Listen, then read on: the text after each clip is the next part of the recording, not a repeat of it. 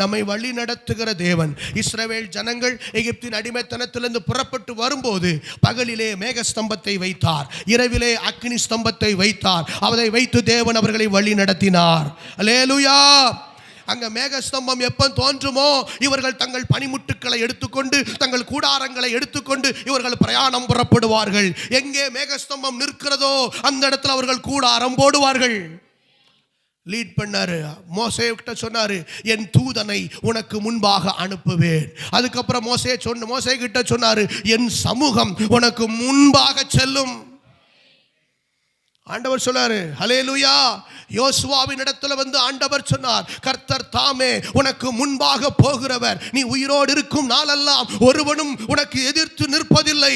நான் உன்னை விட்டு விலகுவதும் இல்லை, உன்னை கைவிடுவதும் இல்லை என்று ஆண்டவர் சொன்னார். இன்னைக்கு நான் ஒரு நற்செய்தியை சொல்லுகிறேன். நம்முடைய ஆண்டவர் நமக்கு முன் செல்லுகிறவர்.